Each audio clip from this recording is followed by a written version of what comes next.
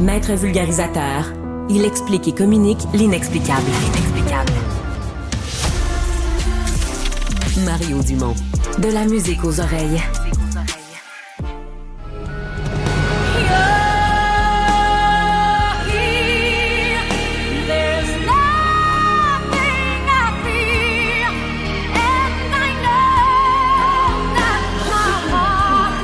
Fête, Céline! Bonne fête, Céline!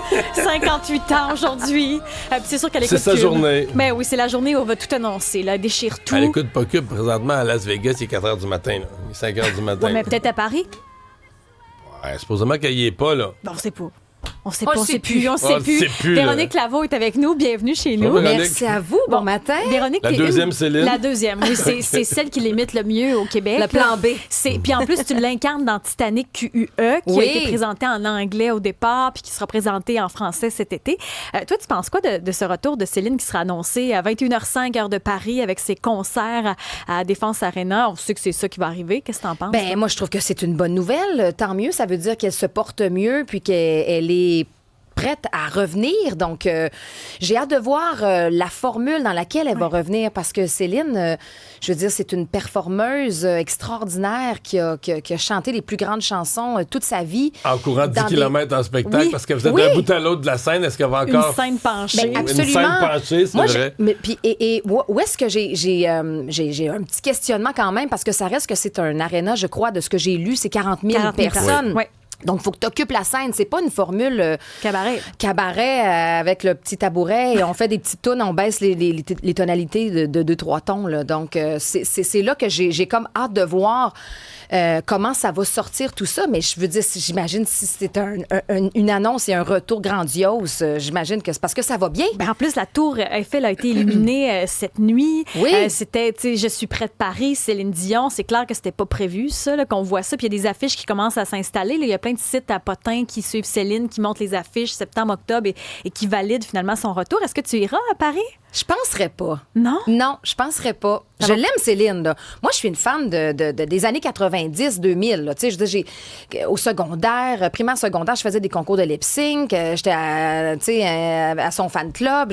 J'ai l'ADN de Céline. J'ai grandi avec elle, là, tu sais. Puis j'ai appris aussi à développer ma voix. Je l'ai tellement écoutée, je l'ai tellement chantée que j'ai pris un peu des plis. C'est pour ça qu'aujourd'hui, c'est pas surprenant que je me retrouve dans un spectacle comme Titanic où est-ce que... même si je voulais pas l'imiter, il y a une teinte de sa personnalité qui est comme toujours présente, qui est ma grande influence. Ben, puis dans tout, on te demande d'imiter Céline. Tu étais en direct de l'univers en fin de semaine. Tu faisais une chanson de Céline. Oui. Le Titanic, ben, c'est la même affaire. C'est une parodie du Titanic où on se sert de Céline un peu dans cette histoire-là. Oui. C'est complètement loufoque, cette pièce-là. C'est drôle. Ah, est-ce que tu l'as vu? Ben oui, je l'ai vu en anglais au Centre Seagull. Je m'en suis pas remis. Ben oui. Oh mon Dieu! Mario, toi, tu l'as-tu Moi, vu? je l'ai pas vu. Non, hein? Là, vous l'avez fait en français. Oui, là, on l'a refait en français. Les chansons vont rester en anglais. En gros, Mario et les auditeurs, c'est une parodie du film Titanic et Céline raconte sa propre version de l'histoire. Donc, elle dit qu'elle était là le soir où le iceberg a rentré en collision. Le paquebot est rentré en collision avec l'iceberg. Donc, c'est... complètement fou. Elle fait revivre les personnages du film. Donc, il y a Jack, il y a Rose. Rose qui est interprétée par Audrey-Louise Beauséjour. Il y a Guillaume Boris aussi. Il y a Constant Bernard qu'on voit dans Zénith en ce moment, qui est extraordinaire. Lui, il a gagné pour sa génération, d'ailleurs. Exactement. Et il était là avec moi dans la version en anglais. Donc voilà, c'est un spectacle complètement fou. C'est délinquant.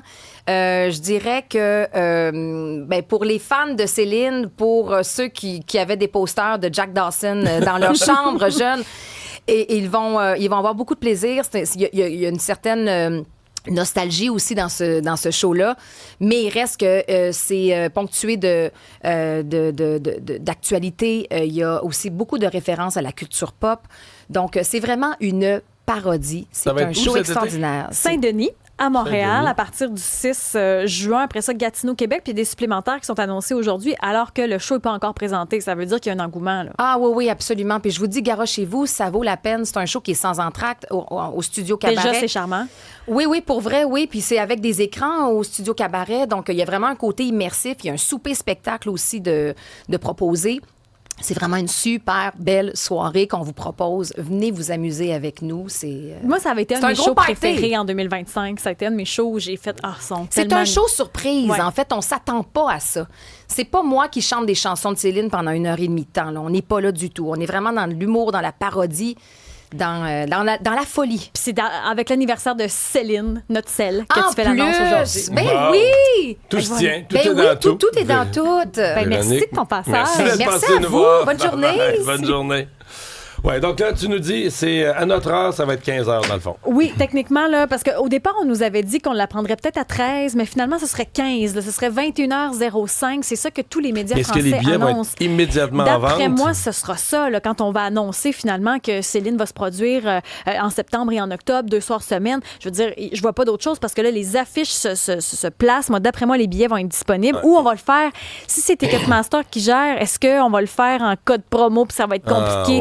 Ça, j'avoue, c'est le petit On bout. va Puis s'inscrire, combien ça on va payer pour aller voir Céline? Et C'est sûr que ça va être cher. C'est Comme ça. le Canadien en série. Préparez votre portefeuille.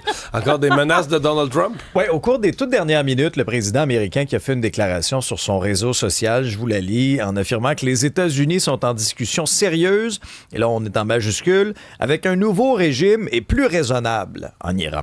Pour mettre fin à nos opérations militaires en Iran, de grands progrès ont été réalisés, mais si pour une raison quelconque, un accord n'est pas conclu sous peu, ce qui sera probablement le cas, et si le détroit d'Ormuz n'est pas immédiatement ouvert aux affaires, nous conclurons notre beau séjour en Iran en faisant exploser et en anéantissant complètement toutes les centrales électriques, leurs puits de pétrole et leurs îles de Karg, que nous avons délibérément pas encore touché. Ce sera en représailles pour nos nombreux soldats et d'autres que l'Iran a massacrés et tués au cours de 47 ans de régime de terreur de l'ancien régime. Merci de votre attention à cette Ça fait question. quelques fois quand même qu'il l'a fait, là, cette menace-là. Il reporte l'échéance puis il refait la même menace. De l'aide pour Cuba? Cuba qui va recevoir un coup de pouce pour soulager cette crise humanitaire et la crise du carburant, on sait, qui touche l'île depuis des mois maintenant. Ça prend forme d'un pétrolier russe sous sanctions américaines qui est attendu demain, même s'il y a un blocus qui est imposé par les États-Unis. Il faut comprendre que Cuba n'a pas importé de pétrole depuis le 9 janvier. Ça a amené à une pénurie généralisée d'énergie avec la crise qu'on connaît là-bas. Cuba qui a perdu son fournisseur de pétrole début janvier avec la capture de Nicolás Maduro, le président du Venezuela.